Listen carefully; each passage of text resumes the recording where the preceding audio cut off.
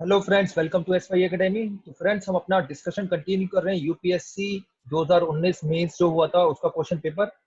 और ये paper one है, इसका हम सेक्शन बी अब डिस्कस करेंगे। सेक्शन ए आई होप आप सबने देख लिया होगा। सेक्शन बी में फ्रेंड्स जो क्वेश्चंस आते हैं वो ऐसे होते हैं: 4, 5, 6, 7, sorry, let me correct it, 5, 6, 7, 8, 5, 6, 7, 8। पांच जो होता है उसके अंदर पांच क्वेश्चंस होते हैं जो 10 मार्क्स के होते हैं और ईच क्वेश्चन मैंडेटरी होता है। और ऐसे ही इसमें 15, 15, 20, ठीक है। और बाकी इन सब में तो सेम ही होता है, 15, 15, 20, ठीक है। तो 5 नंबर का क्वेश्चन होता है, उसमें 10 मार्क्स के क्वेश्चन होते हैं। पांच क्वेश्चन होते हैं और ये काफी डिटरमाइनिंग क्वेश्चन हो जाते हैं। कैसे डिटरमाइनिंग हो जाते हैं? क्योंकि ये जो क्वेश्चन है, एक तो ये मैंडेटरी है, आप सबको करना ही करना है। ऊपर से इसमें टाइम मैनेजमेंट बड़ा इंपॉर्टेंट है। ये मैं अभी आपको समझाऊंगा ये कैसे टाइम मैनेजमेंट बड़ा ज्यादा इंपॉर्टेंट है। साथ साथ ये है कि इसमें ना वैरायटी ऑफ टॉपिक्स आ जाता है। वैरायटी ऑफ टॉपिक्स जैसे जैनुल आबिदीन इस बार पूछ लिया, कभी किसी पोएट के बारे में पूछ लेते हैं, कभी किसी सूफी सेंट के बारे में पूछ लेते हैं। जो कभी ऐसा होता है कि जिसने काफी बार हिस्ट्री पढ़ी है, इवन उसने भी नहीं सुना होता। तो ऐसा मतलब थोड़ा सा टफ क्वेश्चन हो जाता है, थोड़ा डिटरमाइनिंग क्वेश्चन हो जाता है। साथ साथ मैं आपको बता दूं, ये जो 10 मार्क्स के क्वेश्चन होते हैं इसमें 2 पेज दे रखे होते हैं। 2 पेजेस ये क्वेश्चन लिखा हुआ है ऐसे। फिर नीचे वाला एक पेज हो गया, ठीक है, ये क्वेश्चन है जो मैंने ऐसे सर्कल करा। फिर नीचे वाला पेज हुआ और एक और पूरा पेज होता है। तो सफिशिएंट स्पेस होती है। 10 मार्क्स का क्वेश्चन होता है और इसमें आपको एक चीज लिखी होती है, वो भी मैं आपको दिखाऊंगा कि इसमें 150 वर्ड्स में आपको लिखना है आंसर। तो फ्रेंड्स, एनीवेज ये है कि चीजें 15, 15, 20 मार्क्स के इसमें सेम 3 पेजेस दे रखे हैं ईच क्वेश्चन में। कभी कभी किसी किसी साल में यूपीएससी क्या करता है कि 20 नंबर में 4 पेजेस दे देता है, ठीक है। तो वो आपको थोड़ा देखना होगा। अदरवाइज 3 3 पेजेस देता है तीनों में। तो आप बोलोगे कि यार 15 मार्क्स का और 20 मार्क्स का पेजेस इक्वल है।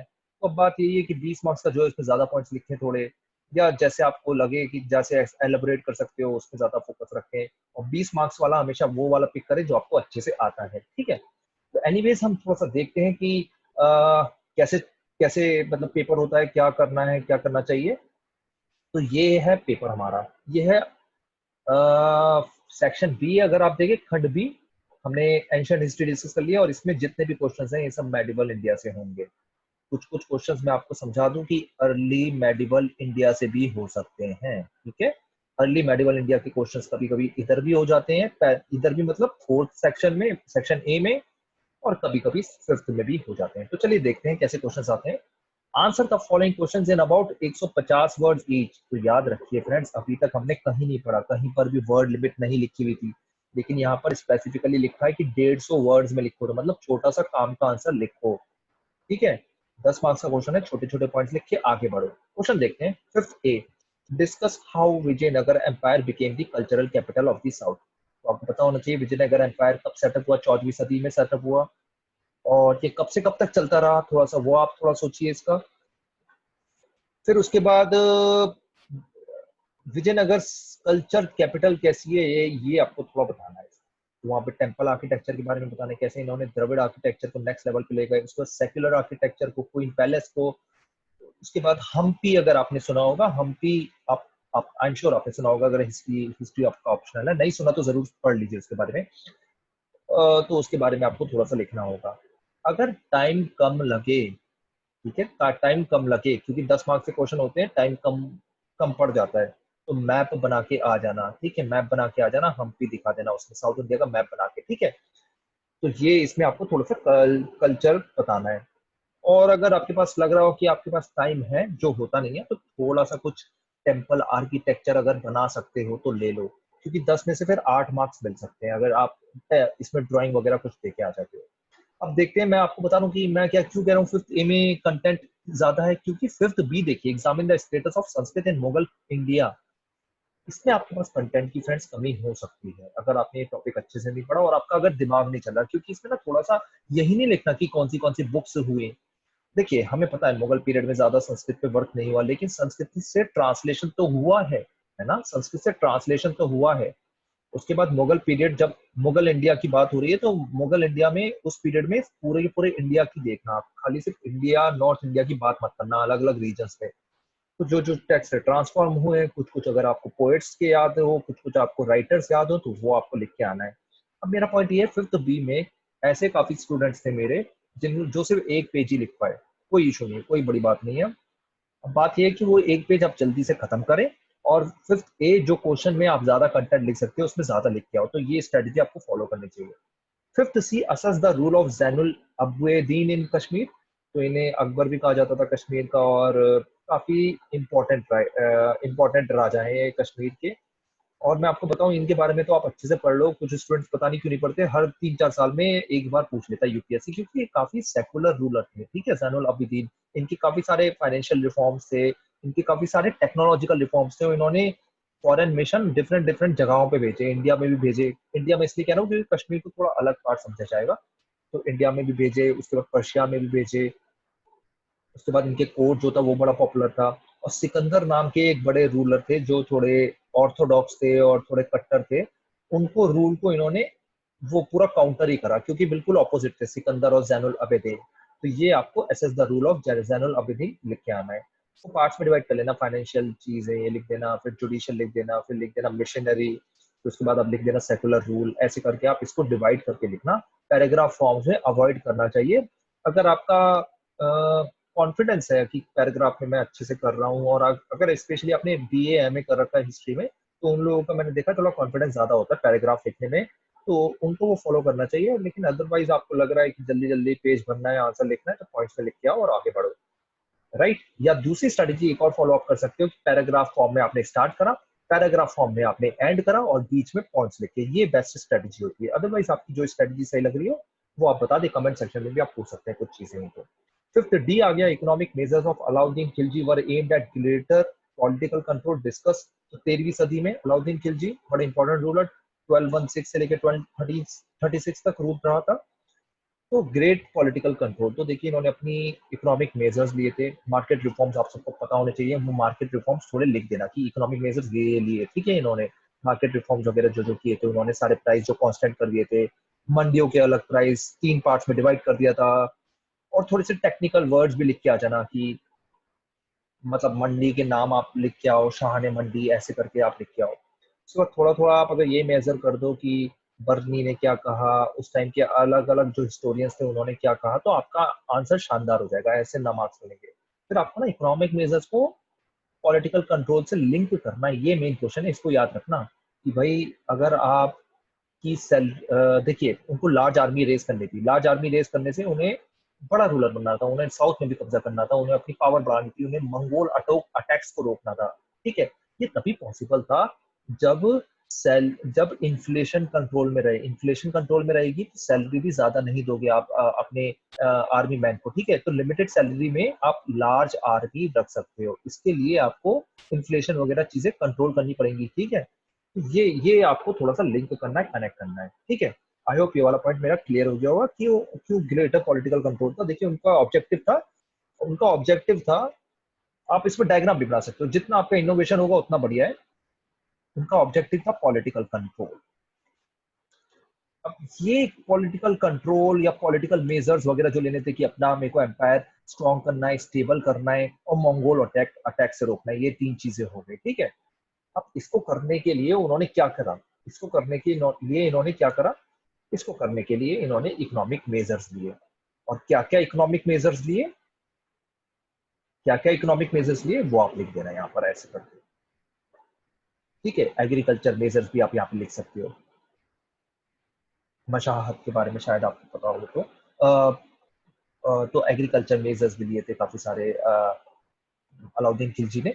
और उसके बाद आप इनके बारे में लिख सकते हो कि प्राइस जो थी वो कांस्टेंट कर दी गई थी, ठीक है, कि एक पर्टिकुलर प्राइस पे ही आप शेयर कर सकते हो। और उसके बाद इन्होंने काफी सारे वो भी मेजर्स लिए थे कि जो इंटरमीडियरीज थे उनकी उनको भी इन्होंने बिल्कुल उसी लेवल पे ला दिया था जैसे नॉर्मल किसान होता था, नॉर्मल फार्मर होता था। कुछ कुछ स्टूडेंट्स क्या कर रहे हैं फ्रेंड्स, वो ए यू के लिख के आ जाते हैं, अलाउद्दीन खिलजी ऐसे नहीं लिख के आना, ठीक है, ऐसे नहीं लिख के आना। स्पीड अपनी मेंटेन रखें, और ऐसे वर्ड्स लिख के ना आए, क्योंकि देखिए प्रोफेसर चेक करते हैं जिन्होंने काफी डिटेल में स्टडी कर रखी है, तो अगर उनके सामने आप ऐसे लिख के आओगे तो आपकी रेपुटेशन थोड़ी खराब होगी, फिर लगता नहीं है कि ऑफिसर लेवल का आदमी है, ठीक है, वो बात हो जाती है। अब फिफ्थ ई भी आ गया, इसमें भी लोगों के पास कंटेंट कम है। Examine the European impact on Mughal paintings. तो पहले तो थोड़ा सा मुगल पेंटिंग्स के बारे में बता दो कि क्या है मुगल पेंटिंग्स, ये अपनी क्लाइमेक्स पे रीच करी जहांगीर के टाइम में, ठीक है। उसके बाद थोड़ा यूरोपियन इम्पैक्ट आप बता सकते हो। अगर आपके पास थोड़ा कंटेंट कम हो रहा है तो ऐसे लिख के आ जाए करो, जैसे पोर्चुगीज का, ब्रिटेन का, फ्रांस का, ये सब आते रहे, ठीक है, ट्रेवलर्स वगैरह आते रहे, थोड़ा ऐसे कंटेंट बढ़ाओ। उसके बाद आप लिख दो थोड़ा मुगल पेंटिंग्स में कि मुगल पेंटिंग्स जो थी वो काफी सेकुलर थी और उनका इम्पैक्ट जो था वो मल्टीपल मल्टीपल चीजों का इम्पैक्ट रहा, जिसमें वन ऑफ दोस्त थी यूरोपियन इम्पैक्ट, ठीक है, वन ऑफ दोस्त था यूरोपियन इम्पैक्ट। अब काम की चीज आती है, ठीक है, इतना भरने पे पता चल जाता है कि बंदा जो है ना उसे लिखना आता है, ऑफिसर लेवल का आदमी है, ठीक है। जब इतना आपने लिख दिया तो उसके बाद थोड़ा लिख के आओ कि 3D पेंटिंग इम्पैक्ट। उसके बाद हेलो, हेलो जो दिखता था वो भी पेंटिंग्स में इम्पैक्ट। उसके बाद लाइट एंड शेडो कुछ कुछ दिखता था। उसके बाद फोर्स साइटनिंग, ठीक है, ये आप चीजें लिख के आ सकते हो। उसके बाद थोड़ी सेकुलर पेंटिंग्स और ज्यादा हुई, ठीक है, तो ये सब चीजें आपको थोड़ी सी लिखनी होंगी। और लिख के आ जाना कि जहांगीर ने भी एक्सेप्ट करे, शाहजहां ने भी एक्सेप्ट करे, ठीक है, जो जो जो मुगल पेंटिंग्स थी, क्योंकि उन दोनों के टाइम में मुगल पेंटिंग सबसे ज्यादा चली इंडिया में। हाँ, अकबर के टाइम में भी थी, लेकिन अकबर के टाइम में आपको यूरोपियन इम्पैक्ट इतना ज्यादा नहीं दिखेगा, ठीक है। तो ये चीजें हो गई फिफ्थ ई के बारे में। अब 6A पे आ जाते हैं, assess the statement that the philosophy of Shankaracharya revolutionise religious thoughts in India. अब आप देखो तो ये अर्ली मेडिवल इंडिया का भी क्वेश्चन कह सकते हो आप, लेकिन ये पूछा गया मेडिवल इंडिया में। तो देखिए इसमें आपको थोड़ा सा यही समझाना है, 20 नंबर का क्वेश्चन है, देख लेना आप कर पाते हो या नहीं कर पाते। शंकराचार्य तो अच्छे से पढ़ लो, तो इनकी अद्वैत जो फिलोसफी थी उसको थोड़ा सा एक्सप्लेन करें। और ये काम की चीज आपको यहाँ पे बतानी है कि देखिए इस टाइम में ना, अगर आपने अच्छे से पढ़ा है तो आपको ये क्लियर होगा कि हिंदुइज्म इस टाइम में बिल्कुल क्लैरिटी नहीं थी क्या है हिंदुइज्म। अलग अलग रिलीजन आ जा रहे थे, कहीं तांत्रिसिज्म आ रहा था, कहीं कुछ आ रहा था, कहीं कुछ आ रहा था, ठीक है। और उसके बाद आप वैदिक जो रिलीजन था, वेदांता जो फिलोसफी थी, उसकी भी थोड़ी इंपॉर्टेंस कम हो गई थी। तो शंकराचार्य एक ऐसे इंडिविजुअल आए जिन्होंने हिंदुइज्म को रिफॉर्म करा, ठीक है। इसके बाद हिंदुइज्म एक स्ट्रॉन्ग होल्ड बना। इसके बाद ही आके अलग अलग शंकराचार्य के बाद ही आके काफी सारे फिलोसोफर्स आए। आई एम श्योर आप उन सबके नाम याद होंगे, रामानुजन के नाम याद होंगे, माधवाचार्य के नाम याद होंगे, जो आगे चल के आए, जो शंकराचार्य की फिलोसफी जो उन्होंने दी उसको आगे ले गए, विशिष्टवाद वगैरह जो आई थी आगे चल के। तो सबसे पहले तो अद्वैत ही स्टार्ट हुई थी, तो अद्वैत ने revolutionise religious thoughts in India कर दिया, क्योंकि उनकी फिलोसफी वेदांता ने उपनिषद की इंपॉर्टेंस बताई, ब्राह्मण का कॉन्सेप्ट समझाया, ठीक है। और ये सब चीजें आपको थोड़ी सी लिख के इसमें आनी है और एक्सप्लेन करना है। तो ये आपको समझाना है कि कैसे उन्होंने हिंदुइज्म को उस टाइम पे रेवोल्यूशनाइज कर दिया। और आप देखो तो शंकराचार्य जो पर्सनैलिटी थे, उनकी पर्सनैलिटी से हिंदुइज्म रिफॉर्म हुआ और बुद्धिज्म ऑलमोस्ट खत्म ही हो गया, क्योंकि बुद्धिज्म में ऐसा कोई आ नहीं पाया। तो शंकराचार्य के बारे में आपको ऐसे थॉट्स इसमें लिख के आने हैं आंसर को। 6B पे आ जाते हैं, delineate the state of agriculture during the sultanate period. इस क्वेश्चन में बस एक गलती मत करना कि शुरू में आप अच्छे से भर के लिख दो, उसके बाद एंड में आप लिख ही नहीं पाओ। मेरा कहने का मतलब ये है कि आपको ममलुक के बारे में बताना है, ममलुक मतलब स्लेव डायनेस्टी, स्लेव डायनेस्टी। उसके बाद आपको खिलजी के बारे में बताना है, तुगलक्स के बारे में बताना है। उसके बाद सैयद आए थे, इनके बारे में बताना है, बताओ, नहीं बताना कोई इशू नहीं है, कोई इशू नहीं, इसको छोड़ देना, कोई प्रॉब्लम नहीं है। लेकिन लोधी के बारे में जरूर बताना, सिकंदर लोधी के रिफॉर्म काफी इंपॉर्टेंट है। उसके बाद सल्तनत पीरियड में ही माना जाता है किसको, शेरशाह सूरी के रिफॉर्म्स को, ठीक है। तो ये चीजें आपको लिख के आनी है पूरी की पूरी, कैसे एक से एक चलता रहा। अब ये नहीं होना चाहिए कि आपको आपको सिर्फ दो ही याद आ रहे हैं, अलाउद्दीन खिलजी और मोहम्मद बिन तुगलक, और वो ही भर के आ गए, इल्तुतमिश का कुछ लिखा ही नहीं, लोधी का याद ही नहीं रहा, और शेरशाह सूरी तो भूल ही गए कि सल्तनत में आते हैं। तो ये पूरे के पूरे सबके लिख के आना कि कैसे कैसे रिफॉर्म हुए, कैसे कैसे चीजें होती गई। तुगलक्स में भी आपको मोहम्मद बिन तुगलक और फिरोज शाह तुगलक के बारे में थोड़ा सा लिखना पड़ेगा, ठीक है, इनके एग्रीकल्चर रिफॉर्म्स, इनके लोन्स, ठीक है। और खिलजी में अलाउद्दीन खिलजी एक्सट्रीमली इंपॉर्टेंट। अलाउद्दीन खिलजी के अलावा कोई ज्यादा इंपॉर्टेंट लिखने की जरूरत नहीं है, ऐसा नहीं कि जलालुद्दीन खिलजी में भी चले गए, फिर आपका थोड़ा सा इशू हो जाएगा। देखिए इसमें इल्तुतमिश बलबन, ठीक है, ये लिख दिए, सिर्फ मीन बिजनेस, ठीक है, सिकंदर लोदी, ये नहीं इब्राहिम लोदी वगैरह भी लिख के आ रहे हो, और भी चीजें लिख के आ रहे हो, शेरशाह सूरी लिख के आओ बस।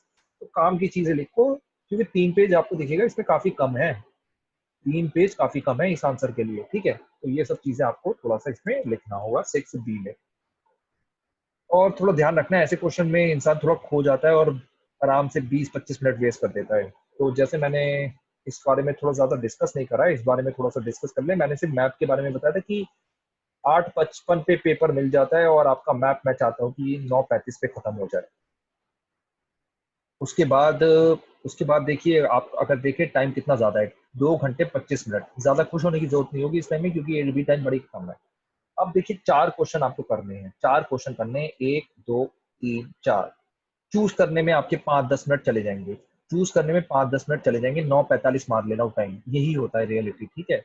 9:45 हो गया है, क्योंकि चूज कर रहे हो आप। देखिए 8:25 से लेकर 9:35 तक आपने मैप कंप्लीट करा, उसके बाद 10 मिनट में तो आपने चूज करा कि मेरे को कौन से क्वेश्चन करने हैं। उसमें थोड़ा सोचोगे भी कि अच्छा जी इसका आंसर ये लिखूंगा, उसका आंसर ये लिखूंगा। अब थोड़ा सा इमेजिन कर लेते हैं कि आपने कौन सा क्वेश्चन पिक करा। देखिए ये 4 को मैं 5th से चेंज कर रहा हूँ। 5th में इसका मतलब है कि 5वां क्वेश्चन जो है वो मैंडेटरी है, वो आपको करना है। तो मैं 4 को 5 से रिप्लेस कर रहा हूँ। तो देखिए 9:45 हो रहे हैं, ठीक है। आपकी घड़ी में 9:45 हो रहे हैं। अब आपके पास लेट से आप टाइम ले रहे हो, और आपको ये जो है 10:20 तक आपको ये वाला क्वेश्चन खत्म करना होगा, ठीक है। ये वाला क्वेश्चन आपको 10:20 तक खत्म करना होगा, ठीक है।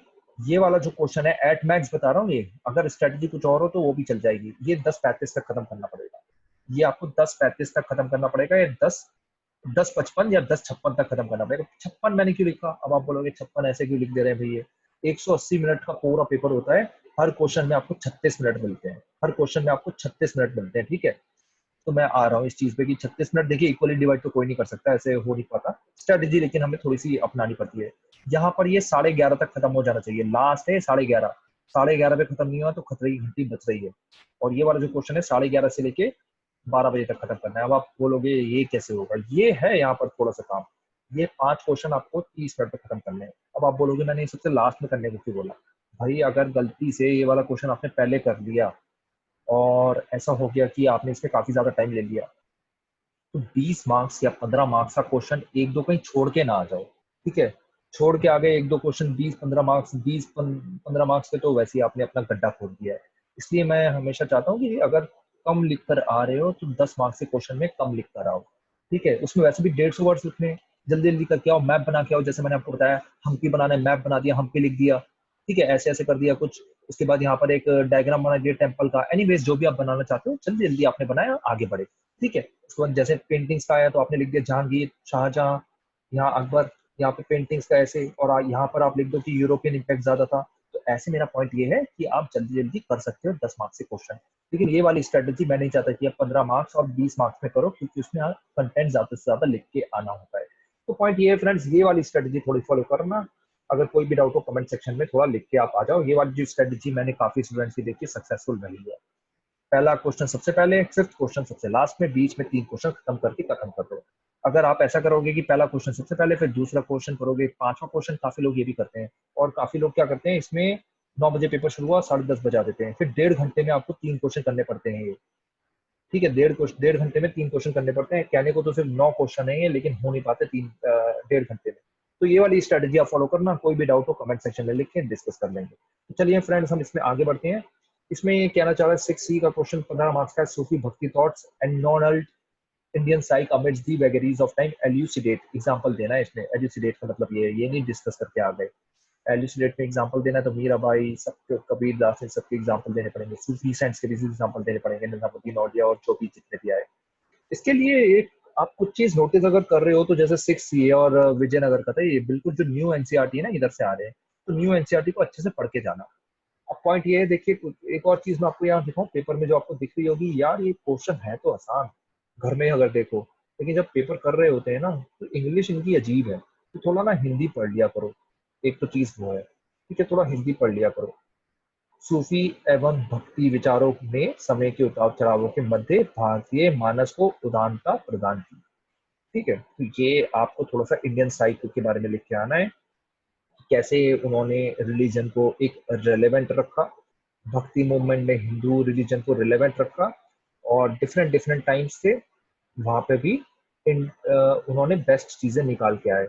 और आपको ये भी लिख के आना है कि थोड़ा उन्होंने इंडियनाइज्ड रखा, ठीक है, उन्होंने इंडियनाइज्ड रखा। ऐसा नहीं होगा कि लोग पूरे के पूरे एथिस्ट बन गए, पूरे सूफी टाइप के बन गए, या थोड़े भक्ति टाइप के बन गए, दोनों का मिक्सचर रहा। के बाद उन्होंने बेस्ट प्रैक्टिसेस एक दूसरे की अपनाई। जैसे सूफी की कुछ कुछ जो प्रैक्टिसेस थी, जैसे फरीद नाम के एक सूफी सेंट थे, वो गुरु नानक ने, और मतलब गुरु ग्रंथ साहिब में उनकी भी मेंशन है चीजें। तो ये भी चीज है, कबीर की भी ऐसी मेंशन है।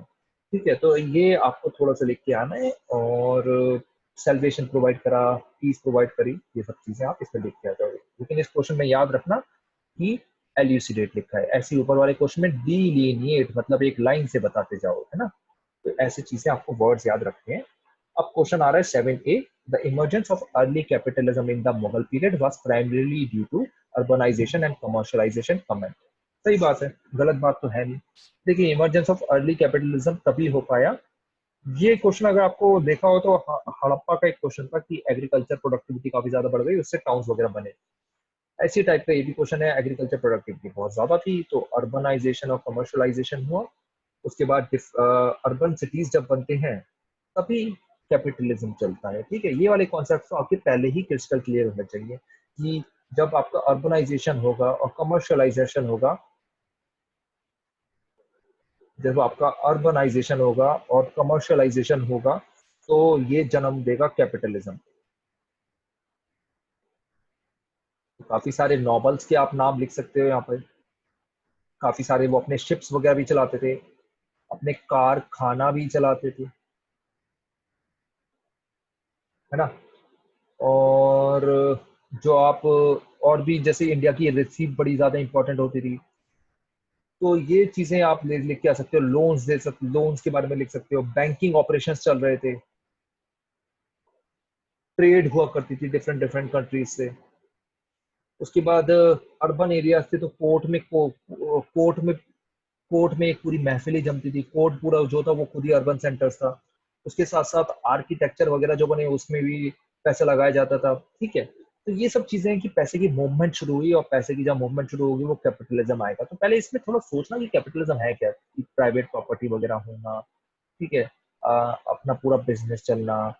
तो ये सब चीजें आई, स्टेट की ओनरशिप थोड़ी कम हुई और प्राइवेट प्राइवेट ओनरशिप थोड़ी शुरू हुई। तो ये अर्ली कैपिटलिज्म है, इसमें पूरा कैपिटलिज्म नहीं है जो आजकल होता है, लेकिन अर्ली कैपिटलिज्म का आपको एग्जांपल दिखेगा यहाँ पर, राइट।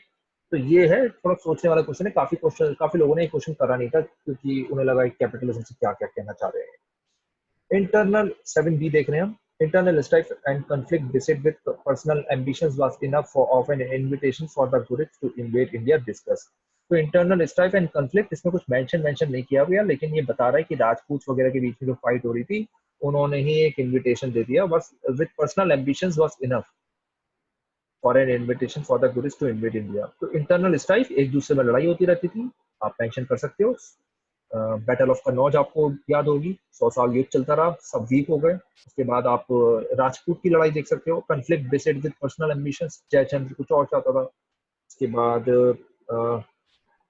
आप देखो तो नॉर्थ इंडिया में, इसमें आप अगर मैप बना दो ना तो आपको बहुत बढ़िया मार्क्स मिल जाएंगे। मैप बना के आ जाओ कि नॉर्थ इंडिया में ये रीजन में ये राजपूत हुआ करते थे, यहाँ तोमर्स थे, यहाँ पृथ्वीराज चौहान थे, यहाँ ये थे, यहाँ ये वो थे। ये आप लिख के आ जाओ। और इन सब में एक दूसरे में इंटरनल फ्यूड था, सब चाहते थे कि मैं ऊपर रहूं दूसरे से। और इन्होंने, इनका तो ये था कि कोई बाहर से अगर एनिमी आ रहा है, वो ये सोचते थे कि वो दूसरे का एनिमी है तो मेरा फायदा करा देगा। उनको ये लगता था वो एनिमी आएगा, अटैक करेगा, चला जाएगा। लेकिन वो समझ नहीं पाए कि वो एनिमी जो है वो सेटल होना चाहता है इंडिया में, वो इन दी एंड इनको भी हरा देगा। तो वही आपको लिख के आना है। बैटल ऑफ बहुत सारी बैटल ऑफ टेरेन हुई थी 1191 1192 में, तो बैटल ऑफ चंदावर भी हुई थी। तो ये जो क्वेश्चन है ये तो बहुत बार आता है, आप इसमें लिख सकते हो, बस लैंग्वेज थोड़ी सी बदल दी गई है। Mughals build like titans and embellished like jewellers. Comment, तो ये मुगल आर्किटेक्चर के बारे में है। ठीक है, तो इसमें शुरू हो जाना आप हुमायूं से लेके। हुमायूं में क्या बताओगे? हुमायूं टॉम। उसके बाद अकबर का बताना, अकबर ने बहुत सारी चीजें करी थी। जहांगीर का बताना आप, ठीक है, जहांगीर ने जो जो किया, जहांगीर ने मतलब जहांगीर मिस मत करना। क्या होता है, लोग बोलते हैं अरे जहांगीर ने कुछ नहीं करा। अकबर जो रेड फोर्ट है उसकी काफी सारी चीजें जहांगीर की बनी हुई है, और भी काफी चीजें आप लिख के आ सकते हो। शाहजहां का तो श्योरली आपको मेंशन इसमें अच्छे से करके आना है। Build like titans and embellished like jewellers. Hindi में पढ़ लो, मुगलों ने दानवों की तरह निर्माण किया, बड़े बड़े स्ट्रक्चर बनाए, ठीक है, लार्ज स्ट्रक्चर बनाते थे। ये तो आपको पता ही है। तथा जौहरों की तरह अलंकृत किया, तो एक अच्छे से भी बनाया, ब्यूटीफुल, मतलब आप देखो तो सिमेट्रिकल है ताजमहल पूरा का पूरा, राइट। तो ऐसी चीजें आपको बतानी है इसमें। मतलब कितना दूरा बेस्ट चीजें वो अडॉप्ट किया करते थे। अब आ रहा है 8 A, critically analyse whether the success of the Mughals is to be credited to their robust jagirdari and mansabdari system.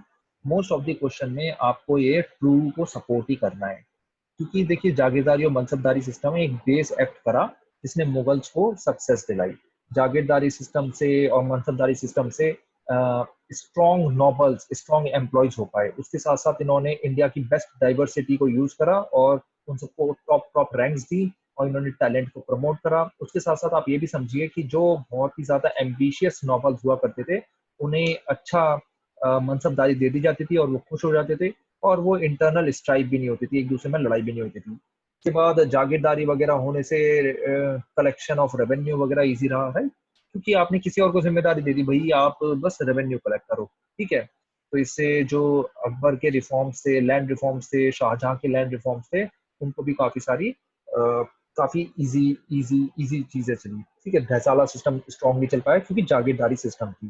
तो ये सब आपको चीजें लिख के आनी है, और यही लिख के आना है कि जब जागीरदारी क्राइसिस शुरू हुई, जिसके बारे में सतीश चंद्रा ने भी बोला है और भी काफी सारे राइटर्स ने बोला है, राइटर्स के नाम तो लिख के आने हैं आपको, ठीक है, हिस्ट्री में, अदरवाइज मार्क्स ज्यादा नहीं मिलेंगे।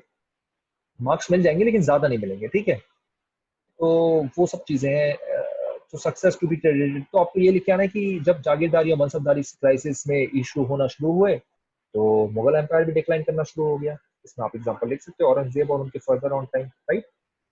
8th बी दे रखा है, it was as much the court intrigues as also the defiance of the provincial powers that hastened the decline of the Mughals in the 18th century। Comment 18th century की बात कर रहा है, मतलब 1700 में। तो ये नहीं भाई आप शाहजहां का लिख के आ रहे हो या औरंगजेब का आप शुरू से लिखना शुरू कर दिया। तो 18वीं सदी के बारे में लिख के आना है आपको यहाँ पे, ठीक है। तो आपको अगर लेटर मुगल्स के बारे में नहीं पता तो इसमें थोड़ा सा इशू हो जाएगा, ठीक है, तो थोड़ा सा इशू हो जाएगा। याद रखिए 1700 से लेके 1707 तक के औरंगजेब थे, उसके आगे तो बहुत सारे रूलर्स आए। तो इस क्वेश्चन को अटेम्प्ट करना है या नहीं, ये आप थोड़ा सा सोच लेना इसमें। तो court intrigues as also the defiance of the court intrigues, Syed brothers सुने होंगे आपने, है ना। ऐसी निजामुल मुल्क, काफी सारे और भी आपने काफी सारे सुने होंगे। वो सब आपको थोड़ी सी चीजें इसमें देखने की, कोड एंट्रीज क्या थी, हर कोई पर्सनल एम्बिशन वगैरह चाहता था, ठीक है। और उसके बाद आप कुछ कुछ रूलर्स के बारे में लिख के आ सकते हो, जैसे रंगीला। तो रंगीला कौन थे? तो रंगीला भी एक रूलर को कहा जाता है, मुगल रूलर को। तो रंगीला मत लिख के आना, उनका असली जो नाम है वो लिख के आना। उसके बाद defiance of the provincial powers, Awadh अपना बन गया, बंगाल अपना बन गया, निजाम अपना बन गया, मराठा, मराठा जो है सबसे पहले लिखना है यहाँ पर, वो सबसे ज्यादा स्ट्रॉन्ग थे। मराठा में बालाजी विश्वनाथ, बालाजी, बाजीराव टू, बाजीराव वन, वो सब लिख के आना उनके बारे में, ठीक है। तो उन सब की वजह से मुगल्स की क्या हो गया, डिक्लाइन होना शुरू हो गया। तो ये आपको कमेंट इसमें ये सब लिख के आना है। 8th C, Shivaji was not merely a military conqueror but also an enlightened ruler। Discuss Shivaji के बारे में, मिलिट्री रूलर, थोड़ा बताइए कि वो कैसे एक ग्रेट मिलिट्री कंकरर थे। डेक्कन पे पूरा उन्होंने अपना एक, बोलते हैं ना, एक अनडिस्प्यूटेड रूलर थे वो डेक्कन के। उन्होंने कैसे उन्होंने डेक्कन स्टेट्स को कब्जा करा, कितने सारे उन्होंने फोर्ट्स ले लिए। फोर्ट्स में नाम भी लिख के आना, जैसे जंजीरा फोर्ट, पूना, सतारा, है ना। ये सब आप लिख के आओगे कि मिलिट्री कौन कर रहे थे। मुगल्स, जो ग्रेट मुगल्स थे उस टाइम में अपनी पीक पे थे, वो भी शिवाजी को नहीं हरा पाए, वो इतने बढ़िया मिलिट्री कौन कर रहे थे, कैसे उन्होंने यूनिफाई करा। लेकिन वो एनलाइटन रूलर भी थे, ये मेन क्वेश्चन है, ठीक है। ये थोड़ा सा मिलिट्री कॉन्करर जो है ये आपको 4 से 5 मार्क्स दिलाएगा। बाकी 10 मार्क्स का जो क्वेश्चन है वो एनलाइटन रूलर के बारे में ही है, कैसे उन्होंने बेस्ट रिफॉर्म्स लगाए। अष्ट प्रधान जो था, अष्ट प्रधान, आई होप आप सबने सुना होगा, मलिक अकबर का, वो उन्होंने अपनाया अष्ट प्रधान। अगर नहीं पढ़ा तो पढ़ लेना, कोई ऐसी इशू नहीं है।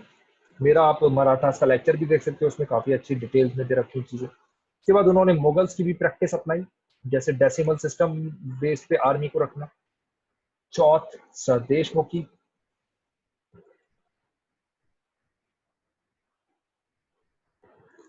ठीक है, उन्होंने कैसे देशमुख को कंट्रोल में करा। सेक्युलर रूल था उनका, उनकी आर्मी में मुस्लिम्स भी थे, लिख के आना है, क्योंकि काफी लोग जो है उनको कंफ्यूजन है इस चीज में। वो खाली एक हिंदू रूलर नहीं थे, उन्होंने उनकी आर्मी में मुस्लिम्स भी थे।